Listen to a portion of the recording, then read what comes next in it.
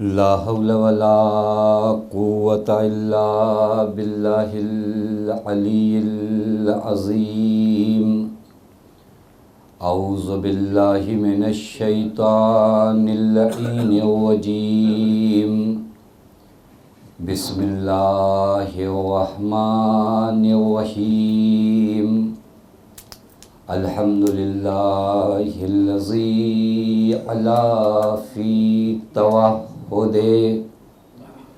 ودنا في تفرده وجلا في سلطانه وعظما في أركانه وقهرا جميع الخلق بقدرته وبرهانه ثم الصلاة والسلام على أشرف الأنبياء والمرسلين حبيب إله العالمين مولا ومولى الثقلين جد الحسن والحسين مولانا أبي القاسم محمد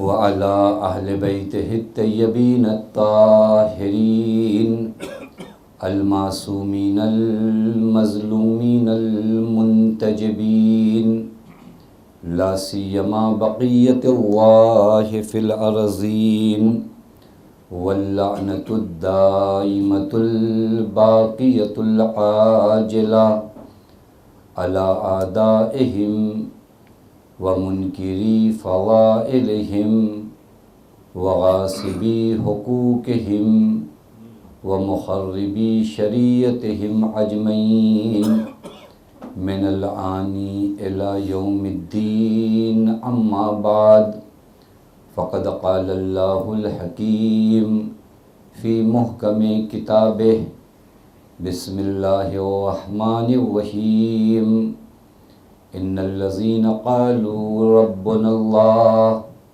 ثم استقاموا تتنزل عليهم الملائكة ألا تخافوا ولا تحزنوا وابشروا بالجنة التي كنتم توعدون صلوات پر محمد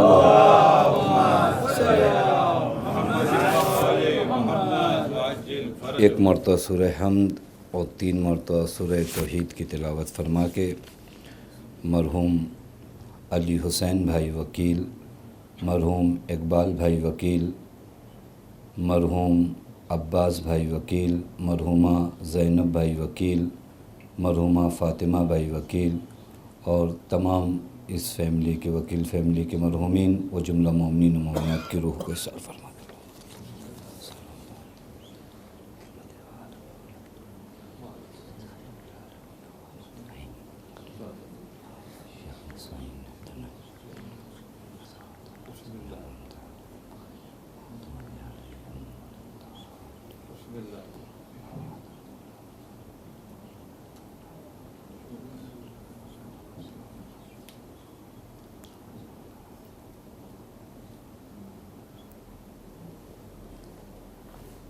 ایک صلوات پڑھے محمد وآل محمد۔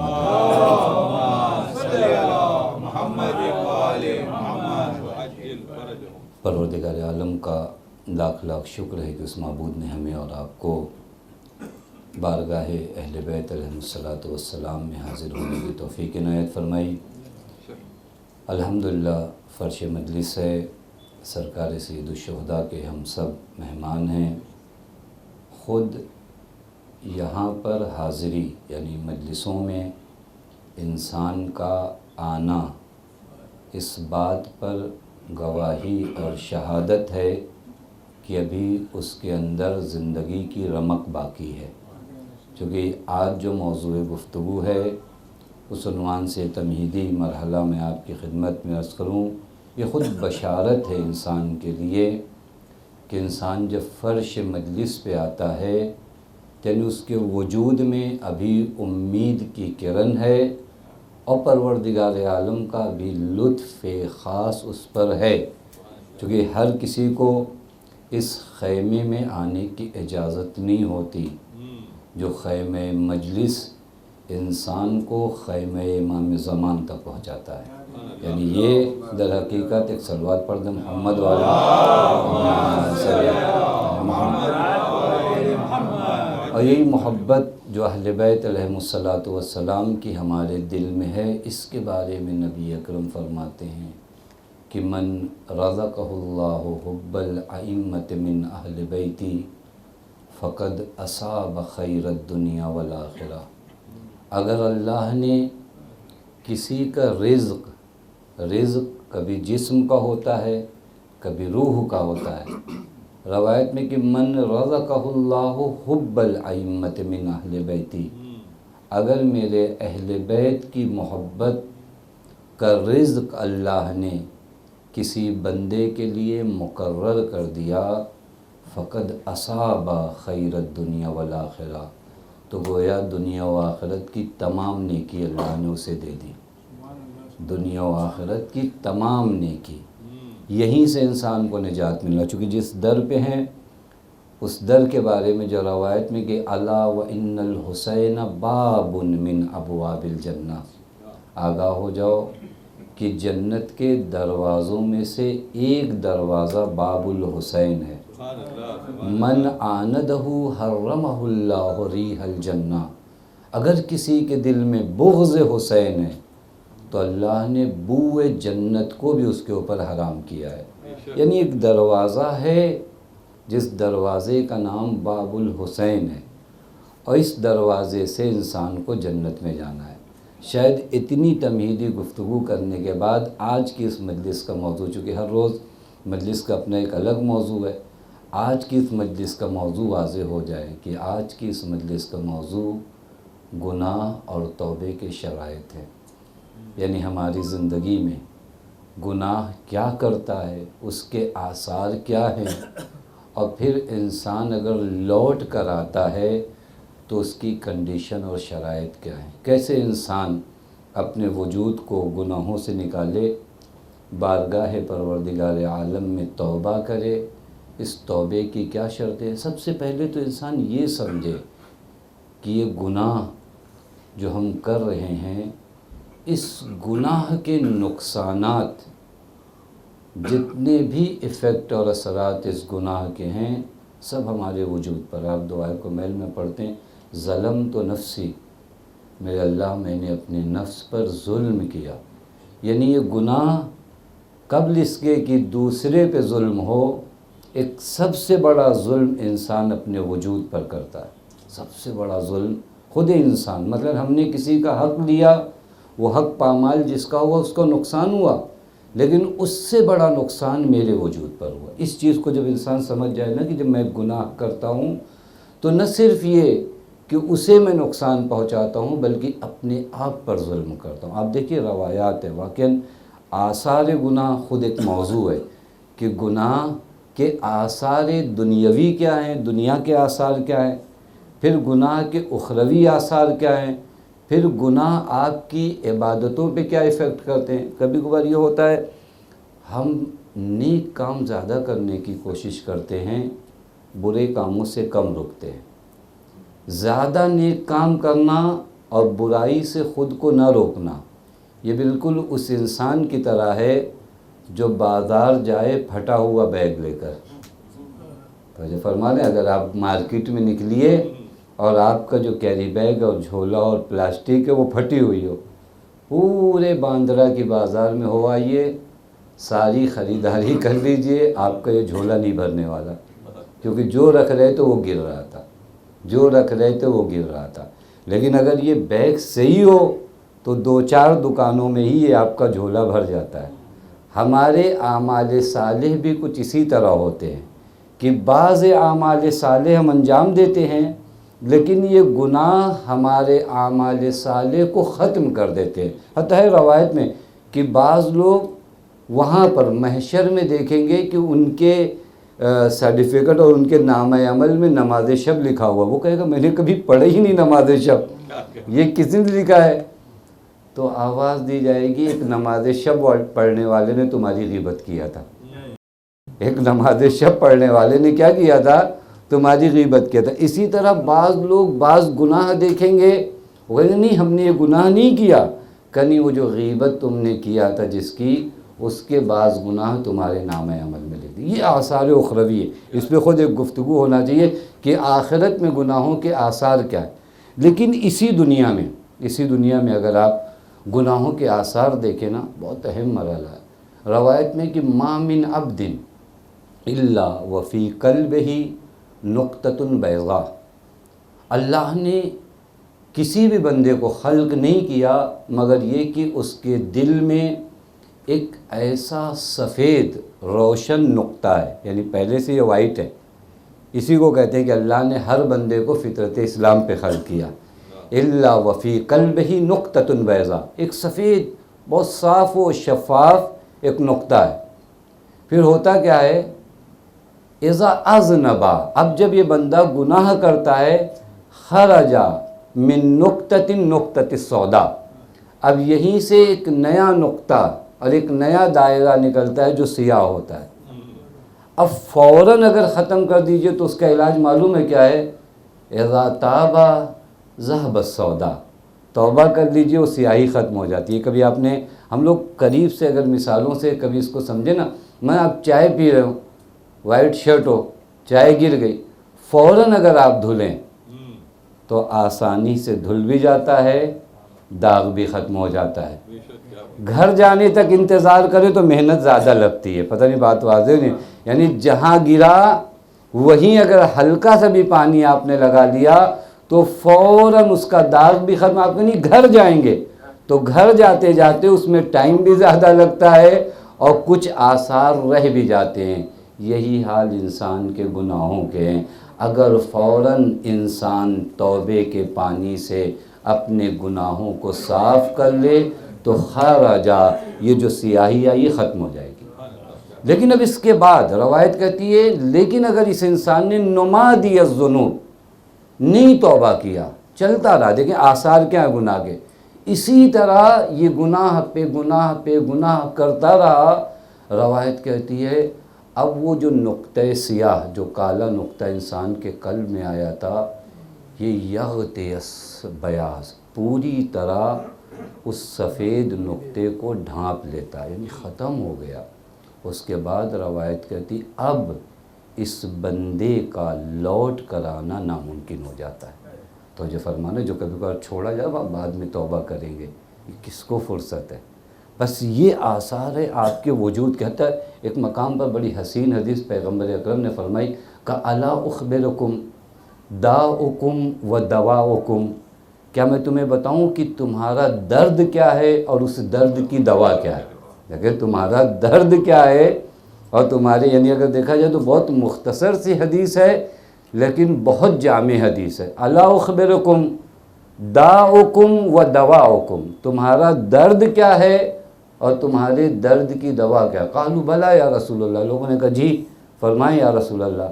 فرمایا داؤکم الذنوب و دواؤکم الاستغفار، تمہارا درد تمہارے گناہ ہیں اور اس درد کی دوا استغفار ہے۔ یہ ایک دم آسان حدیث اگر آپ دیکھیں، بہت مختصر سی، یاد ہونے والی۔ درد کیا ہے؟ یہ گناہ درد ہے۔ یہ اور بات ہے کہ کبھی ہوتا ہے، دیکھیں آپ نے دیکھا ہوگا کہ کبھی انسان کے جسم کا ایک حصہ بے حس ہو جائے نا، یعنی انجیکشن لگ جائے یا کسی اور بیماری کی وجہ سے ہوتا ہے، بعض اس پہ کچھ اثر نہیں ہوتا اس ہاتھ پر، تو ایسا نہیں کہ یہاں درد نہیں ہے، درد ہے، آپ کے وجود سے احساس درد ختم ہو گیا۔ احساس درد ختم ہونا علاج نہیں ہے، پتہ نہیں بات واضح، احساس درد علاج نہیں۔ اگر آپ جائیے ہاسپٹل میں کوئی بیمار ہے، ڈاکٹر نے ایک بے ہوشی کا انجیکشن لگا، یہ تو علاج نہیں ہوا نا، یہ اس نے احساس درد ختم ہوا۔ احساس درد کے بعد وہ علاج کرنا چاہتا ہے، معلوم ہوا احساس درد ختم ہونا یہ خود بیماری ہے۔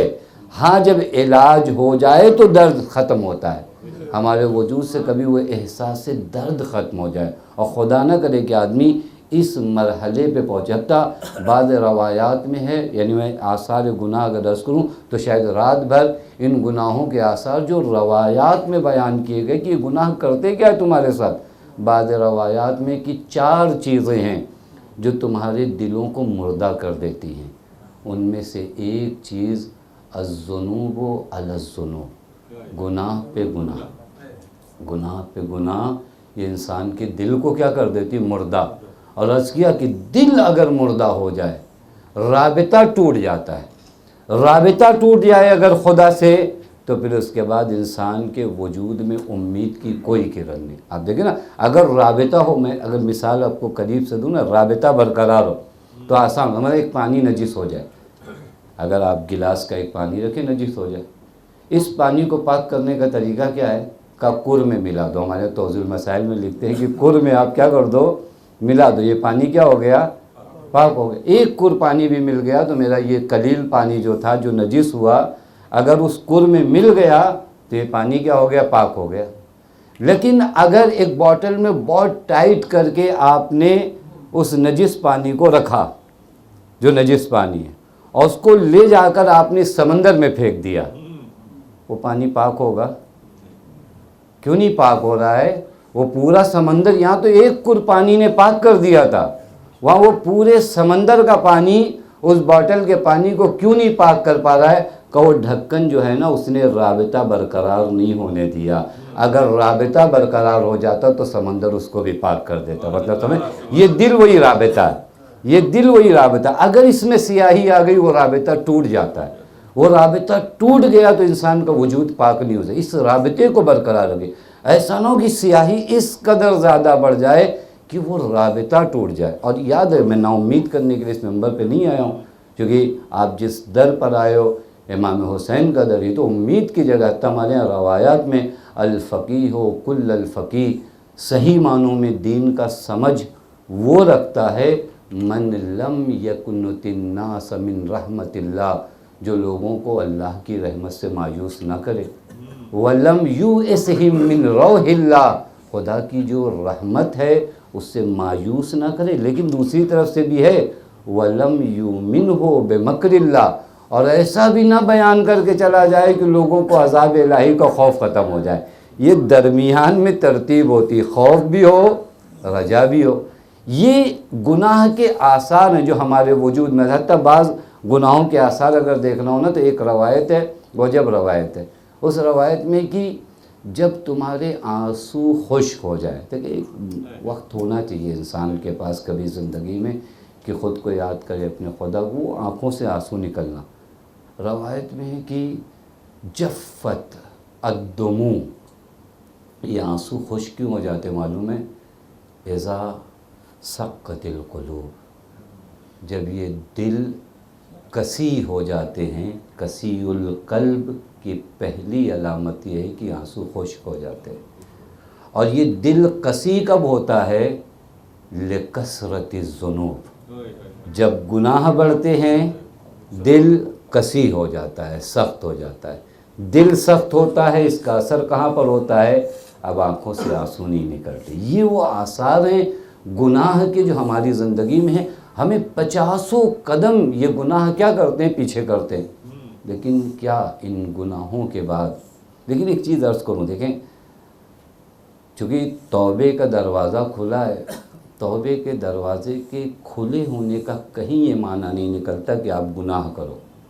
یہ ایک الگ مرحلہ، چونکہ کبھی کبھار ذہن صحیح سے، مطلب میں اگر مثالیں دے کر بات سمجھاؤں، میں اگر آپ نے اپنے بدن کا انشورنس کرایا تو اس کا مطلب یہ تو نہیں کہ پہلے ہاتھ توڑیں پھر اس انشورنس سے فائدہ اٹھائیں گے جا کر، چونکہ معلوم نہیں کہ ہاتھ جیسے ٹوٹا ہے پھر جڑ پائے گا نہیں جڑ پائے گا۔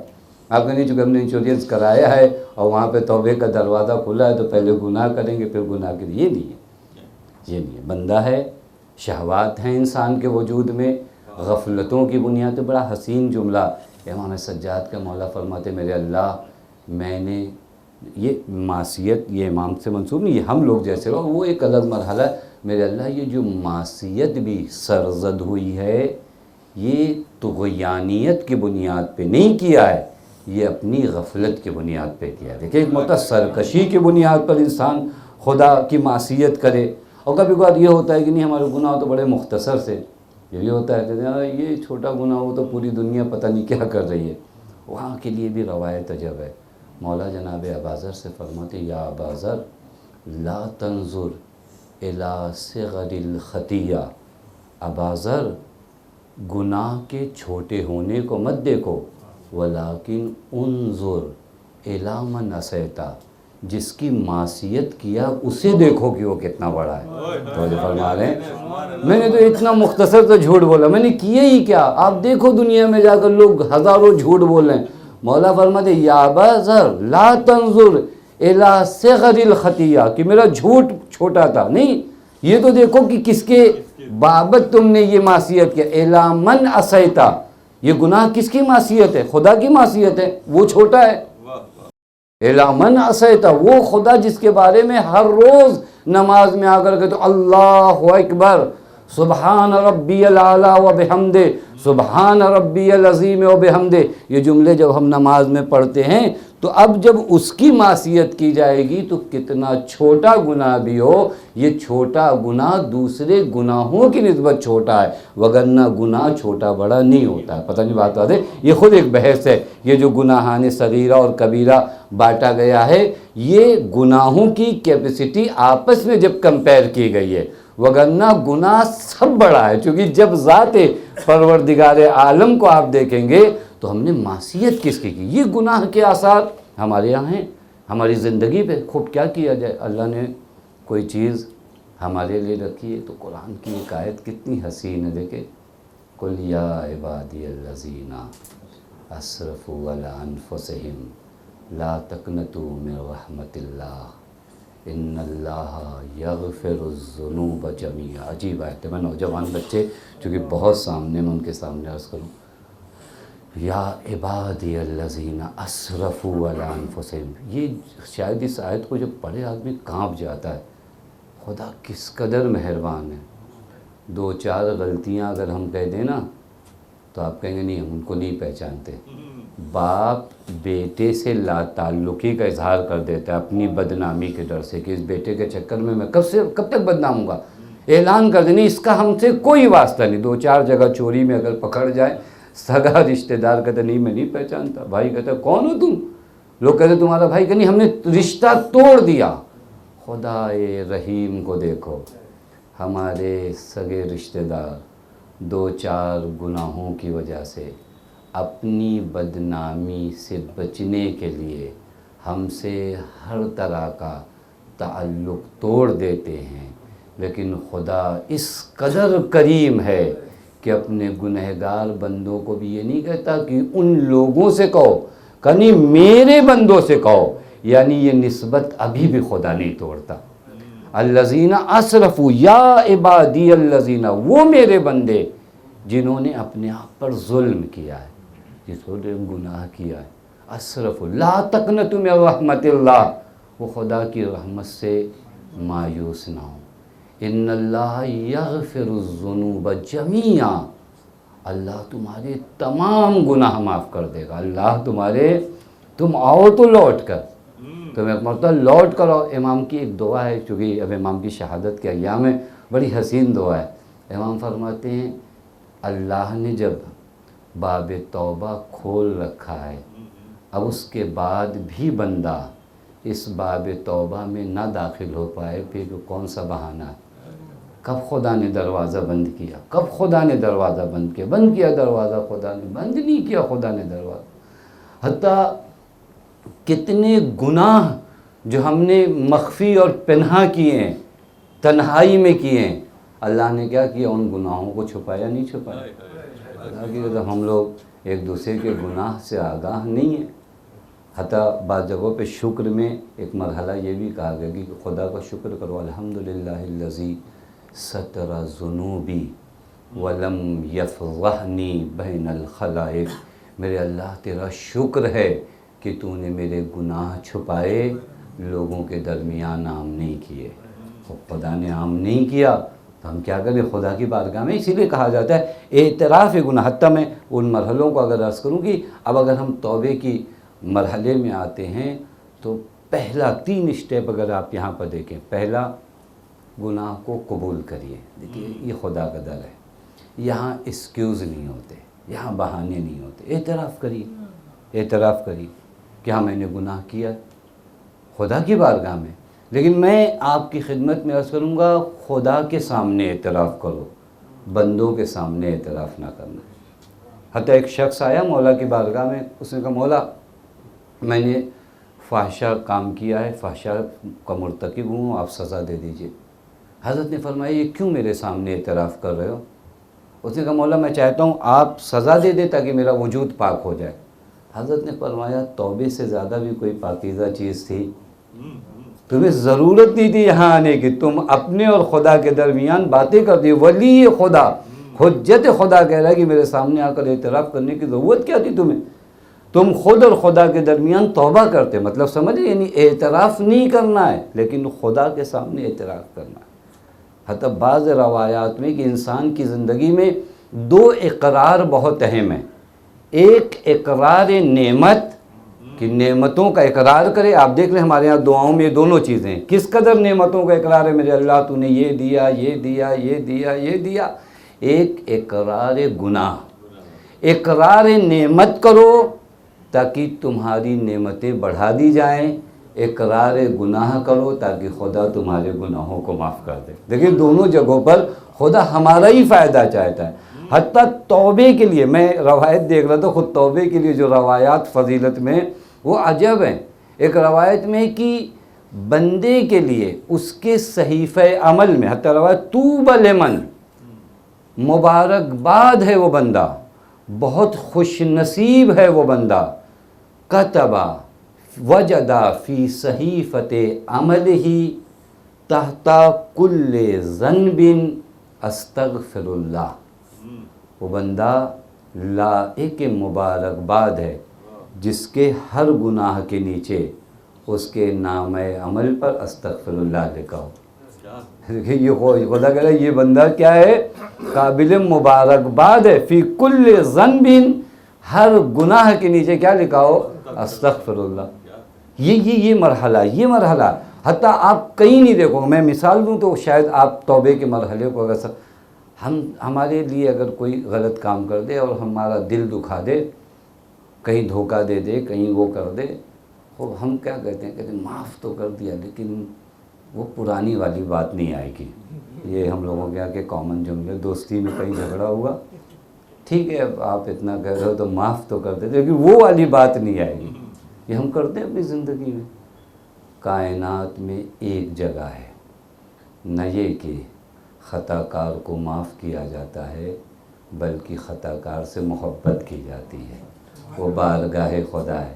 ان اللہ یحب التوابین، نہ صرف یہ کہ اللہ گناہ کرنے والوں کو معاف کرتا ہے بلکہ اب یہ گناہ کرنے والے جب توبہ کر لیتے ہیں تو اللہ ان سے محبت کرنے لگتا ہے۔ وہ کہاں اب کائنات میں دیکھو، کہیں ہے کائنات میں کہ گناہ کرنے والوں سے معاف کے بعد محبت کی جائے؟ یہ بارگاہ خدا، یہ بارگاہ خدا۔ اور پھر آپ کے گناہ کسی حتیٰ میں ایک جگہ پر وہ باتیں پراگندہ اور جہاں تک مجھے آنا ہے، پیغمبر نے دعا کیا، کیونکہ پیغمبر اس قدر عزیز ہیں اور اس قدر اپنی امت کی فکر میں ہیں کہ نہیں چاہتے کہ میری امت قیامت میں رسوا ہو۔ پیغمبر نے ایک دعا کیا، میرے اللہ جب میری امت کا حساب لینا نا تو بلوائے عام میں حساب نہ لینا، میں رہوں اور تو رہے۔ خدا نے کہا میرے نبی جب میں حساب لوں گا تو تم بھی نہیں رہو گے۔ اب اس کے بعد بھی انسان خدا کی بارگاہ میں ہے، میرے نبی میں جب حساب لوں گا تو پھر میں اور میرا بندہ ہے۔ اب آپ غور کر سکتے اس خدا کی بارگاہ میں آدمی 1 سیکنڈ 2 سیکنڈ رات میں 1 پہر اٹھ کر نہیں کہے گا میرے اللہ میں لوٹ کر آنا چاہتا ہوں، میرے اللہ میں تیری بارگاہ میں آنا چاہتا ہوں۔ اسی امام حسین علیہ السلام کا واسطہ دے کر نہیں کہے گا میرے اللہ میری آبرو تیرے نزدیک نہیں ہے، لیکن جو واسطہ لے کر آیا ہوں وہ حسین کی ذات ہے، اور حسین کی ذات کا واسطہ لے کر اگر کوئی جائے تو خدا کی بارگاہ سے رد کیا جائے۔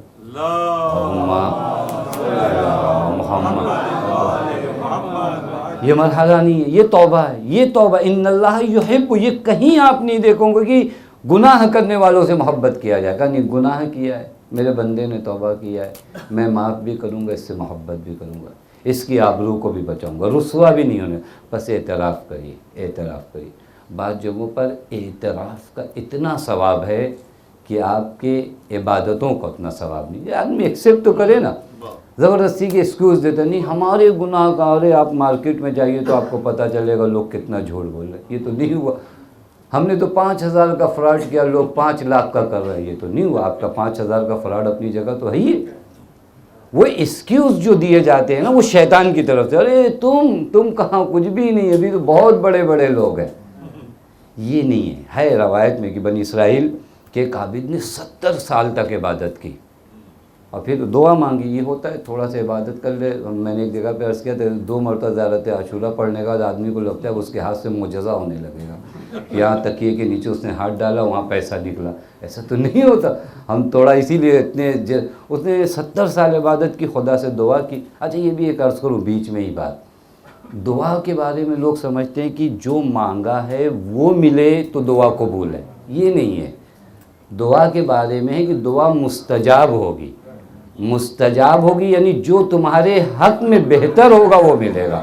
یہ شاید یہی کنفیوژن کی وجہ سے کتنی مدت سے ہم مانگ رہے، یہ کس نے آپ سے کہہ دیا کہ آپ یہ زہر کا پانی مانگو گے تو اجابت دعا کا معنی کہ میں کہوں خدا مجھے زہریلا پانی دے دے، میں نہیں سمجھتا، تو خدا کہ اچھا میرا بندہ دعا کر رہا ہے اور اس کی دعا قبول کرنا ہے زہریلا پانی، یہ تو نہیں ہے۔ خدا اس سے بہتر جو تمہارے حق میں ہوگا، اور وہ انسان نہیں سمجھتا، پھر کہتا ہے اتنی مدت سے ہم دعا مانگ رہے تو قبول نہیں ہوئی۔ تو جو فرمانے اس نے دعا کیا، دعا نہیں قبول ہوئی، اپنی زبان میں قبول نہیں ہوئی، جو عرض کیا کہ وہ جو مانگا وہ نہیں ملا۔ اب دیکھیں یہ ہمارے جیسا آدمی ہو تو کہ 70 سال کی عبادت کے بعد ایک چیز مانگا وہ بھی نہیں ملی، اس نے فوراً اپنے نفس کی سرزنش کرنا شروع کیا کہ وہ خدا کریم ہے، وہ خدا رحیم ہے، وہ قدیر ہے، اس کے دائرۂ قدرت میں کیا نہیں ہے، اس نے اگر نہیں دیا تو کوئی کمی مجھ میں ہے۔ کبھی کبھار ہوتا ہے نا ہمارے اندر لیاقت نہیں ہے، وگرنہ وہاں سے عطا میں کوئی کمی نہیں ہے، ہمارے اندر وہ کیپیسٹی نہیں ہے کہ ہم اس کو سنبھال سکیں۔ ہو سکتا ہے ایک آدمی مشہور نہیں ہے، شاید اس وجہ سے شہرت نہیں آئی کہ اس کے اندر وہ کیپیسٹی نہیں ہے کہ وہ شہرت کو برداشت کر سکے۔ تو جو فرمانے کا اس نے اعتراف کیا کہ میرے اندر کوئی کمی ہو، خدا نے ایک فرشتے کو بھیجا، کہا جا کر اس بندے سے کہنا وہ 70 سال کی عبادت ایک طرف، یہ جو اعتراف تم نے کیا اس کا ثواب ایک طرف۔ یہ اعتراف کرنا بہت معنی ہے، اس اعتراف کریے، یہ ہو گیا توبے کا پہلا قدم۔ دوسرا قدم کیا ہے کہ خود میں نے کیا ہے، اعتراف کر لیا، اب میں کیا کروں گا، اب میں لوٹنا چاہتا ہوں۔ یہی تو ہوگا نا جب آدمی ارادہ کرے نا، پکا ارادہ کرے۔ دیکھو گناہوں سے بچنے کے بھی آج بہت اہم فارمولے ہیں۔ میں پہلے گناہ کو سمجھوں، گناہ، پھر یہ گناہ کہاں سے آیا ہے، پھر محکم ارادہ کروں کہ میں چینج ہوں گا، میں تبدیل ہوں گا۔ کبھی کبھی یہ ہوتا ہے کہ نہیں میں اسی گناہ میں بیٹھا، مثلا پتہ چلا تسبیح لیے استغفر اللہ اور پھر اس کے بعد نامحرم کی جانب نکاح، یہ کون سا؟ حضرت روایت میں کہ من لم یندم بقلبہ فقد استہزا بنفسہ، جو دل سے نادم نہیں ہے اور توبہ کرتا ہے وہ اپنا خود مذاق اڑا رہا ہوتا ہے۔ یہ مذاق اڑانا ہوا نا کہ میں ندامت آئی نہیں اور اس کے بعد میں کہوں استغفر اللہ۔ توبہ کا معنی فقط زبان کا تو نہیں ہے، چینج ہونے کا ارادہ کیا جائے، تبدیل ہونے کا ارادہ کیا جائے۔ کیا ہو، ایک بہت حسین حدیث ہے، جہاں تک وقت رہے گا میں ترجمہ کر کے گزر جاؤں گا۔ بڑی حسین حدیث ہے کہ توبے کے لیے یہ جو مرحلہ چینجنگ کا ہے نا، تبدیلی کا، کیا چینج کرنا اتنا آسان نہیں ہے۔ حتی روایت میں کہ گناہ سے بچنا آسان ہے، توبہ کرنا سخت ہے۔ آسان یہ ہے کہ دھبا نہ لگنے دو، دھبا لگنے کے بعد اسے مٹانا سخت ہے۔ پہلے قدم میں آدمی اپنے آپ کو اس گناہ سے کیا کرے، بچائے، خود نہیں بچا اب اس کو آ کر توبہ کرنا ہے۔ یہ حدیث پیغمبر کی اور بڑی حسین حدیث ہے، شاید اگر کبھی انشاءاللہ وقت رہے تو اس حدیث کے 5-6 ٹکڑوں پر 5 مجلسیں پڑھی جا سکتی۔ جب پیغمبر نے فرمایا اتدرون من التائب، تم جانتے ہو کہ توبہ کرنے والا کون ہوتا ہے؟ لوگوں کو لگتا ہے کہ 2 مرتبہ زبان سے ہم نے کہا استغفر اللہ یہ توبہ ہے۔ پیغمبر نے فرمایا اتدرون من التائب، تم جانتے ہو توبہ کرنے والا کون ہے؟ قالوا لا اللہم لا، یا رسول اللہ ہم نہیں جانتے، آپ بتائیے۔ اب پیغمبر نے فرمایا، اب یہ کنڈیشن دیکھیں، اذا تاب العبد، اگر کوئی بندہ توبہ کرے، اگر کوئی بندہ کیا کرے، توبہ کرے، وَلَمْ يَرْزِ الْخُصَمَا فَلَيْسَ بِتَائِبٍ، اگر کوئی توبہ کرے لیکن جو حقوق اس نے ضائع کیے ہیں ان حقوق کو ادا نہ کرے تو یہ توبہ نہیں ہے۔ توبہ تو یہ نہیں ہے کہ میں نے حق ضائع کیا ہے اور پھر مسجد میں ایک مصلی لے کر بیٹھ جاؤ اور استغفر اللہ، نہیں۔ توبہ کیا ہے؟ لوٹ کر آنے کا نام ہے نا۔ اگر میں نے کسی کا حق ضائع کیا ہے تو توبہ کیا ہے؟ صرف استغفر اللہ نہیں ہے، یرزل، ان کو راضی کریے۔ بہت سے لوگوں کے حقوق پامال نہیں ہیں آج کی دنیا میں، واقعاً آپ دیکھیں۔ میں اکثر یہ کہتا ہوں کہ ایک حق جو آج کی دنیا میں پامال ہو رہا ہے وہ ماں باپ کا حق پامال ہو رہا ہے۔ ایک بہت بڑا حق ہے، ایک بہت بڑا حق ان ماں باپ کا ہماری گردنوں پہ۔ حتیٰ ماں باپ اس دنیا سے چلے جا رہے ہیں، اس کے بعد بھی ان کا حق پامال ہو رہا ہے۔ کیوں معلوم ہے؟ کیونکہ ماں باپ جب اس دنیا سے چلے جائیں تو ان کا ایک حق یہ ہے کہ ان کے حق میں مغفرت کی دعا کرو، بہت کم ہو رہا ہے۔ حتیٰ ان کی قبروں پہ جانا، انہیں نیکیوں سے یاد کرنا، یہ حقوق ادا کیے جائے۔ اذا تاب العبد ولم یرض الخصم فلیس بتائب، وہ تائب نہیں ہے۔ توبہ وہ کرتا ہے جو تمام حقوق کو کیا کرے؟ ادا کرے۔ اور پھر یہ ہوتا ہے کہ کیسے میں حق ادا کروں؟ تو میں آپ کی خدمت میں بس اتنا بتاؤں کہ آپ ارادہ کرو، حق ادا کرنے کا اسباب خدا مہیا کرے گا۔ مایوس مت ہو، شیطان کہے گا نہیں اب کہاں ڈھونڈو گے، نہیں، آپ ارادہ تو کرو، آپ ارادہ تو کرو کہ وہ حقوق جو میری گردنوں پر ہیں، یہ ارادہ کر لیا آپ نے، اس کے بعد اسباب کون مہیا کرائے گا؟ خدا کرے۔ نہیں ہوا، میں آپ کو شاید دوں، یہ واقعہ سب کو یاد ہے لیکن بس اشارہ کر دوں۔ علی ابن یقطین سے کیا ہوا تھا؟ ایک مومن کا حق ضائع ہوا ہوتا ہے یا نہیں ہوا تھا؟ آئے تو مولا کے پاس، حضرت نے ملاقات نہیں کیا، وہاں کوئی ایکسکیوز نہیں دیا نا، اعتراف کیا کہ ہاں مولا مجھ سے غلطی ہوئی۔ حضرت نے فرمایا ان کو راضی کرو کہ مولا میں یہاں مدینے میں، وہ کوفے میں۔ اب اس زمانے کے لحاظ سے بہت بڑی بات تھی کہ آپ مدینے میں اور وہ کوفے میں۔ ہمارا زمانہ ہوتا تو ہو سکتا ہے چلو جہاز سے چلے، اس زمانے میں مدینے سے کوفہ جانا ایک بہت بڑا، وہ بھی علی ابن یقطین جیسی ذات کو جو وزیر رہے ہو، جن پر بادشاہ کی نظر ہو، جن پہ یہ ہو، اگر اس سسٹم کے لحاظ سے دیکھیے تو ممکن نہیں تھا ان کے لیے، کیونکہ ان کے اوپر ہزاروں نظریں تھیں۔ حضرت نے فرمایا تم جانا چاہتے ہو؟ کہاں کا انتظام ہم کرتے ہیں۔ حضرت نے کہا جنت البقیع جاؤ، وہاں پہ ایک اونٹ ملے گا، اونٹ پہ سوار ہو جاؤ، لمحوں میں وہاں پہنچو گے، چلے آؤ گے۔ دیکھیں، ارادہ حق کے ادا کرنے کا آپ کرو، اسباب خدا فراہم کرتا ہے۔ یہ ہم ارادہ تو کریں، ہم ارادہ نہیں کرنی، اب نہیں ہو پائے گا۔ یہ کیسے نہیں ہو پائے گا؟ ہمارے یہاں کب خدا نے مایوس کیا؟ روایت میں کہ بعض ماں باپ جو اس دنیا سے ناراض گئے ہیں، اگر ان کی اولادیں ان کو راضی کرنا چاہتی تو اس قدر ان کی جانب سے اعمال نیک انجام دیں کہ اس عالم برزخ سے وہ ماں باپ راضی ہو جائے۔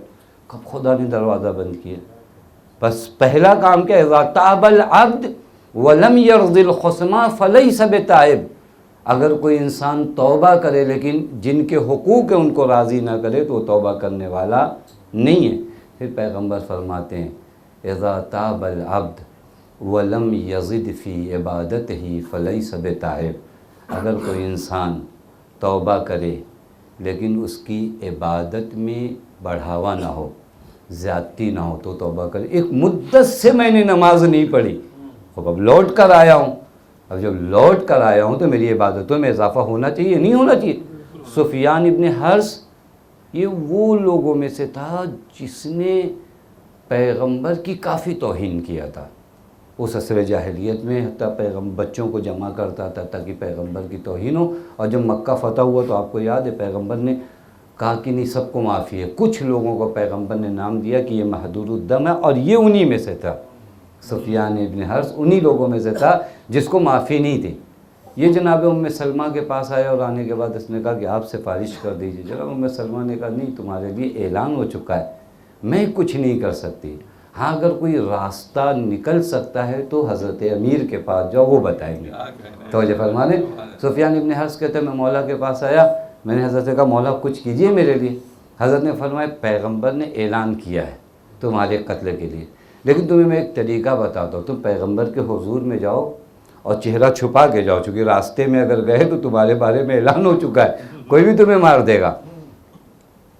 چہرہ چھپا کے جانا اور پیغمبر کے حضور میں اس آیت کو پڑھنا جو جناب یوسف کے بھائیوں نے یوسف کے سامنے پڑھا تھا، قالوا تاللہ آثرک اللہ علینا وإن کننا لخاطئین۔ جا کر کہنا پیغمبر سے کہ اللہ نے آپ کو انتخاب کیا، اللہ نے آپ کو مقدم کیا، ہم خطا پہ تھے۔ یہ آیت جا کر پڑھو۔ یہ کہتا میں جیسے ہی پیغمبر کے حضور میں پہنچا میں نے اسی آیت کو پڑھا۔ پیغمبر نے فرمایا تسریب علیکم، میں یوسف سے کم رحم دل تھوڑی نہیں ہوں۔ توجہ فرمایا۔ یہ دیکھیں یہ مرحلہ۔ اب اس کے بارے میں سفیان حرث کے بارے میں ملتا ہے معلوم ہے کیا، کہ اس کے بعد اس نے پوری رات ہمیشہ جب تک زندہ رہا تب تک نمازیں پڑھی اور دن میں روزہ رکھا۔ لوگ کہتے تھے کتنا نماز کتنا روزہ، تو کہتا تھا تمہیں پتہ نہیں ہے میرا پاسٹ کیسا ہے، میرا ماضی کیسا ہے۔ دیکھ رہے ہیں اذا تاب العبد لم یزد فی عبادتہ فلیس بتائب، اگر میرا ماضی برا تھا تو اب میں جب چینج ہوا ہوں تو پھر مجھے بدلنا پڑے گا۔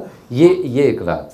پھر اس کے بعد پیغمبر فرماتے تیسری چیز اذا تاب العبد ولم یغیر خلقہ فلیس بتائب، اگر کوئی انسان توبہ کرے اور اس کے اخلاق میں کوئی چینجنگ نہ ہے تو توبہ کرنے والا کا، توبہ کرنے سے پہلے جو میرا اخلاق تھا ابھی بھی وہی ہے تو پھر توبہ کس چیز کا ہو؟ یہ اخلاق بہت معنی رکھتا ہے نا۔ جب میں توبے سے پہلے جو میری کیفیت اور کنڈیشن تھی اب چینج ہونا چاہیے، اب بدلنا چاہیے۔ پہلے مجھ سے لوگ گھبراتے تھے، اب نہیں گھبرانے چاہیے۔ پہلے لوگ ڈرتے تھے کہ ان کے ساتھ بعضوں کو لگتا ہے کہ وہ لوگ ان کے احترام میں نہیں بولتے، نہیں، لوگ بدتمیزی کی وجہ سے آپ کے سامنے نہیں بولتے کہ پتہ نہیں اگلا جملہ آپ کی طرف سے کیا آ جائے۔ اس کو سوچتے ہیں کہ ہمارا روب ہے، یہ روب نہیں ہے، یہ بعض جگہوں پر بعض چیزیں واقعی سخت ہے۔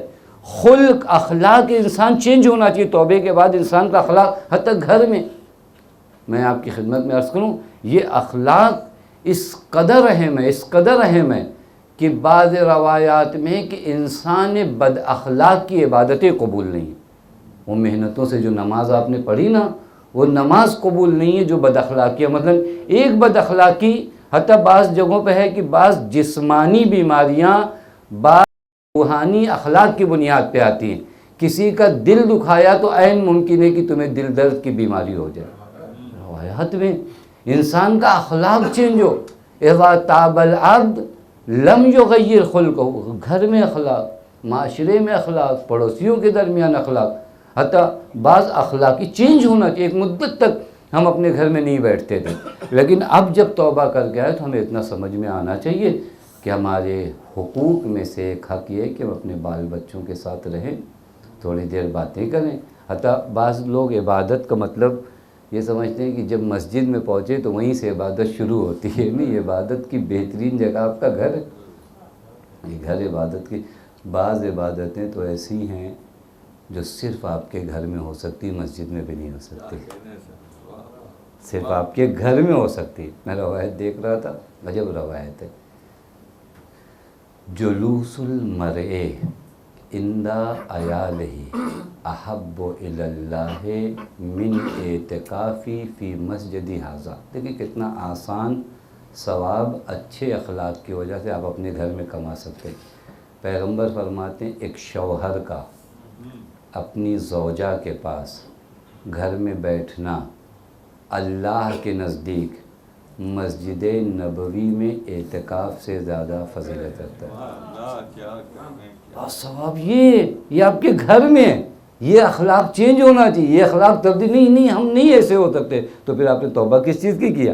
اذا تاب العبد ولم یغیر خلقہ، جب بندہ توبہ کرتا ہے تو اس کا اخلاق چینج ہو۔ یہ پیغمبر کہتی ہے اتدرون من التائب، سوال یہاں سے پیغمبر نے کہا جانتے ہو توبہ کرنے والا کون ہے؟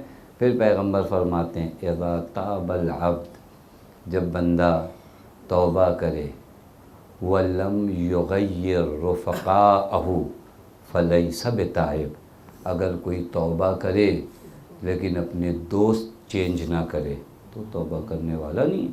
چونکہ بعض دوست انسان، کل میں نے آپ کی خدمت میں عرض کیا، یہ بعض دوست آپ کو جنت میں لے جا سکتے ہیں اور یہی بعض دوست آپ کو جہنم میں۔ کل عرض کیا تھا کہ جہنم میں جانے کا ایک ریزن جہنمیوں نے کیا بتایا، کُنَّا نَخُوضُ مَعَ الْخَائِضِينَ، ہمارا پرابلم یہ تھا کہ ہم اہل باطل کے ساتھ بیٹھتے تھے۔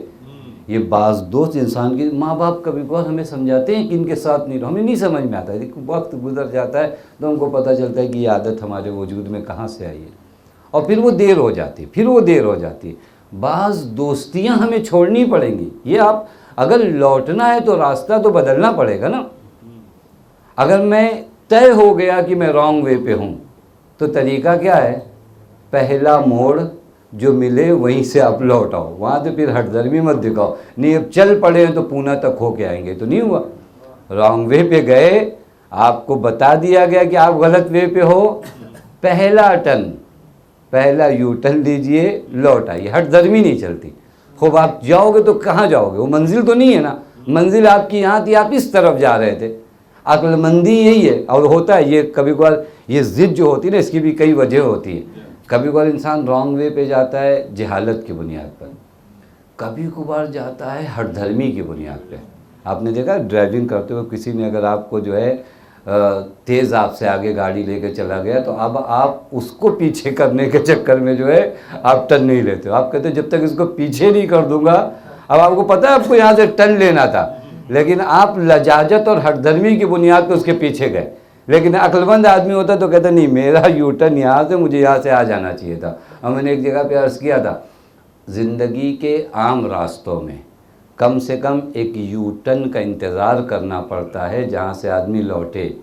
فقط توبہ وہ جگہ ہے کہ یو ٹرن کا بھی انتظار نہیں ہے، جیسے ہی احساس ہوا خدا نے دروازہ کھلا رکھا ہے کہ لوٹو، تو وہ انتظار بھی آپ کو یو ٹرن کا بھی نہیں ہے۔ یہاں احساس ہوا میں غلط ہوں، لوٹو۔ یہاں احساس ہوا کہ یہ دوست میری زندگی میں، بعض دوستیاں مجلسیں محفلیں فسق و فجور تک لے جاتی ہیں، بعض دوستوں کی وجہ سے بدلیے۔ حتیٰ روایت میں امام موسیٰ کاظم علیہ السلام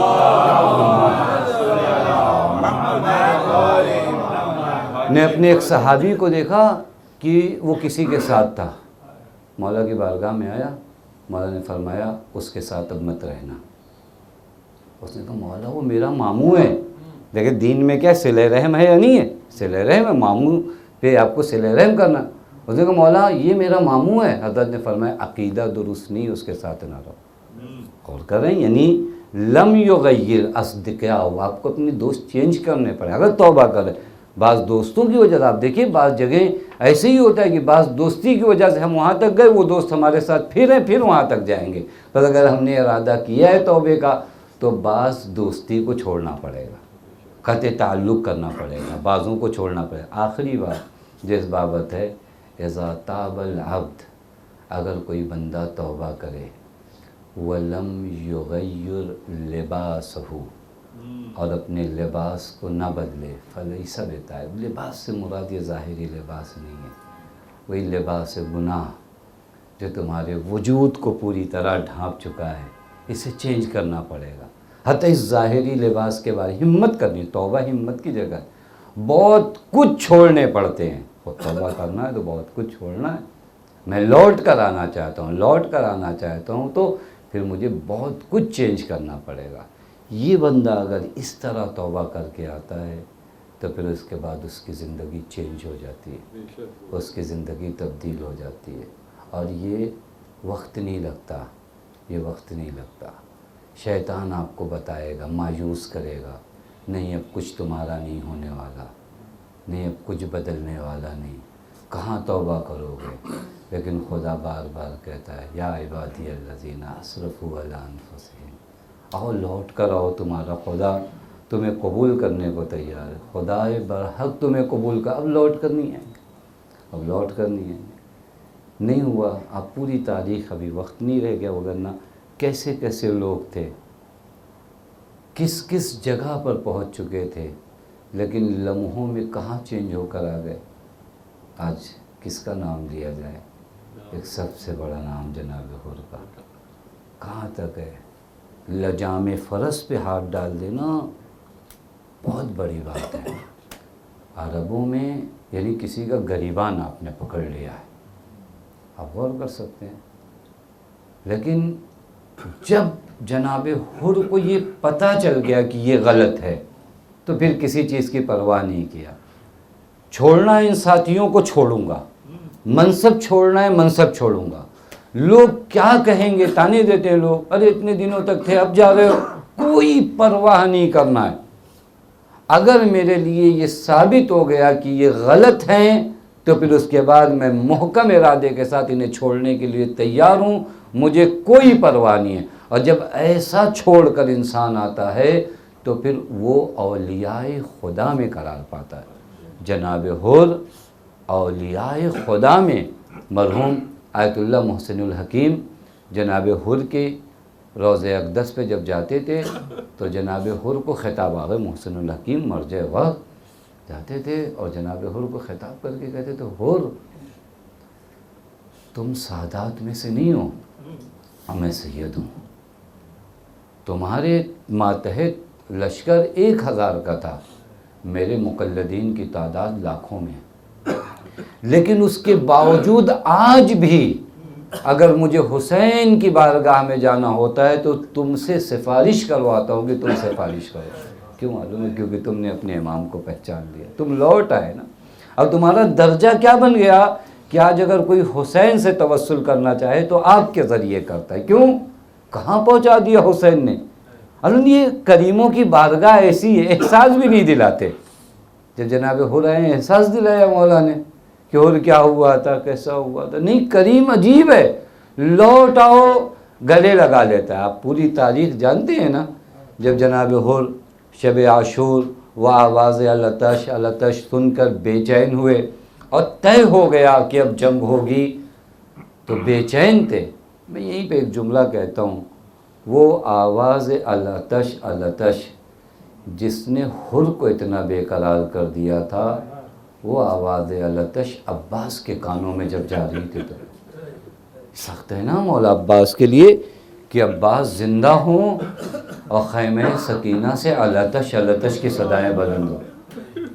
حر بے چین ہے، پوری رات جناب حر بے چین ہے، صبح کو فیصلہ کر لیا۔ اب دیکھیں جب حسین کی بارگاہ میں آتے ہیں تو کس انداز میں آتے ہیں؟ ہاتھوں کو باندھ کر آتے ہیں، آنکھوں پر پٹیاں باندھتے ہیں۔ کیوں باندھتے ہیں؟ چونکہ اب دل کی آنکھیں کھل گئی ہیں۔ بیٹے سے کیا کہتے ہیں؟ میرے لال تم خبر دینا۔ دیکھیں کریم کی بارگاہ کیسی ہے۔ مولا جناب حر کے صدقے میں ہمیں معاف کریے، کس انداز میں حر آ رہے، حر کرے میرے لال بتانا کیا ہو رہا ہے۔ اللہ حر آ رہا ہے، لیکن یہاں استقبال کو کون نکلا؟ اکبر، عباس، حسین۔ ایک مرتبہ بیٹے نے نعرہ تکبیر بلند کیا، اللہ اکبر۔ کہا میرے لال کیا ہوا؟ کہا بابا آپ کے استقبال کو شہزادے علی اکبر آئے۔ اللہ اکبر، کہاں ہم شکل پیغمبر۔ پھر ایک مرتبہ آواز بلند کیا، کہا میرے لال اب کیا ہوا؟ کہا ابوالفضل العباس آپ کے استقبال کو آ رہے۔ اور پھر ایک مرتبہ حر کے بیٹے نے نعرہ تکبیر بصدائے بلند کی، کہا میرے لال اب کیا ہوا؟ کہا بابا آپ کے استقبال کو حسین ابن علی آئے۔ خدا کی قسم بڑا سخت مرحلہ ہے نا، اور اپنے مقدر پہ ناز کر رہا ہے۔ کیسا نوازا جاتا ہے اگر کوئی توبہ کر کے در اہل بیت پر آتا ہے۔ ہو رہے ہیں ایک جملہ فرمایا، مولا کیا میری خطا معاف ہو سکتی ہے؟ اللہ حسین نے گلے سے لگایا ہے، حر کیسی باتیں کرتے ہو، میں نے بھی معاف کیا، میرے خدا نے بھی معاف کیا ہے۔ اشرکم اللہ، خدا کی قسم اب آپ تصور کرو، حر آیا ہے، کہاں آیا ہے؟ در حسین پر آیا ہے۔ یہاں تو جب کوئی آتا ہے تو مہمان نوازی کی جاتی ہے۔ یہی حر جب کچھ دنوں پہلے ملا تھا تو پورے لشکر کو حسین نے پانی پلایا تھا، ہے نا روایات میں، پورے لشکر کو پانی پلایا تھا، حتیٰ جانوروں تک کو پانی پلایا تھا۔ اور حر کے لشکر کا سپاہی خود کہتا ہے مجھ میں تو پانی مانگنے کی تاب بھی نہ تھی، لیکن میرے مولا نے جب مجھے دیکھا تو مجھے اپنی آغوش میں میرا سر رکھا، مجھے اپنے ہاتھوں سے پانی پلایا۔ اللہ آج وہی ساقی کوثر کا بیٹا عجب نے حر کو دیکھ کر کہتا، حر آج جب آئے ہو نا تو حسین کے خیمے میں پانی نہیں ہے۔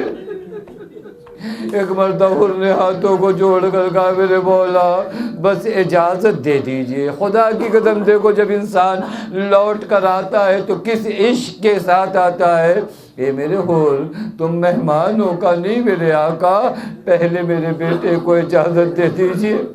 اب بیٹے کو اجازت دی گئی، حسین نے کیسے اجازت دیا مجھے نہیں پتا، لیکن بیٹا گیا جنگ کرتا رہا۔ ایک مرتبہ بیٹے نے باپ کو بلایا، یا ابتا ادرکنی، بابا میری مدد کو آؤ۔ اب آپ تصور کریے اگر مقتل سے بیٹے کی آواز آئے تو باپ کتنی تیزی کے ساتھ جاتا ہے، اور بہت سرعت اور تیزی کے ساتھ بیٹے کے پاس پہنچے۔ لیکن جب وہاں پہنچے تو عجب منظر دیکھا، ارے بیٹے کا سر ہے، حسین کا زانو، بیٹے کا سر ہے، حسین کا زانو ہے۔ ایک مرتبہ تڑپ گیا، اے میرے آقا، ارے غلام زادے کے بلانے پہ آپ کیسے چلے آئے؟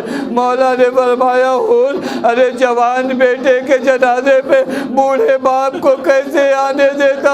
میں ہاتھوں کو جوڑ کے کہوں گا مولا، ابھی اسی کربلا میں تھوڑی دیر بعد ایک جوان بیٹا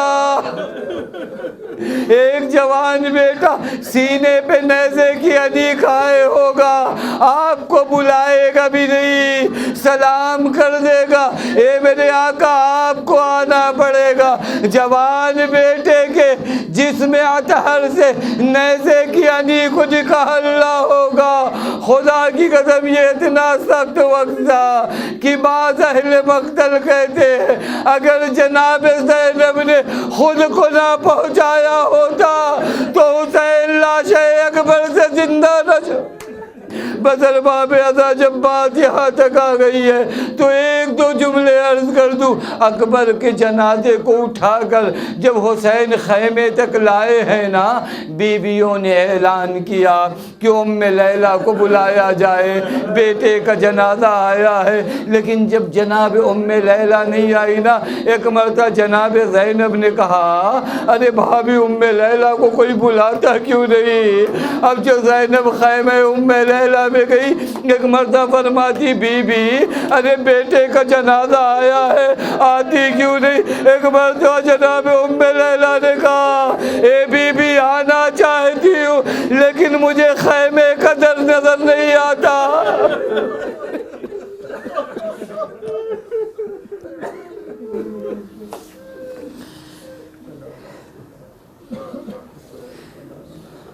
لعنت اللہ وعلی قوم الظالمین سیعلم الذین ظلموا ای منقلب ینقلبون انا للہ وانا الیہ راجعون رضا بقضائہ وتسلیم لامرہ۔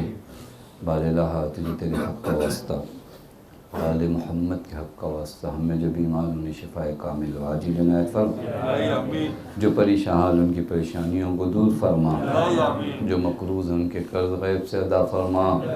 بار الہ ہماری قوم کے بچوں کو، جوانوں کو، نوجوانوں کو ترقی عنایت فرما، ہماری اور ہمارے والدین کی مغفرت فرما۔ بار الہ ہم سب کو حج زیارات سے مشرف فرما، جو بے اولاد انہیں اولاد صالح عنایت فرما۔ بار الہ تجھے تیرے حق کا واسطہ، آل محمد کے حق کا واسطہ، ہمارے بزرگوں کو، بیماروں کو شفاء کاملہ و عاجلہ عنایت فرما۔ بار الہ تجھے تیرے حق کا واسطہ، آل محمد کے حق کا واسطہ، معبود تجھے بی بی زینب سلام اللہ علیہ کا واسطہ، وارث عدل انصاف امام زمان کے ظہور میں تعجیل فرما، ہمیں ان کے اعوان و انصار میں شمار فرما۔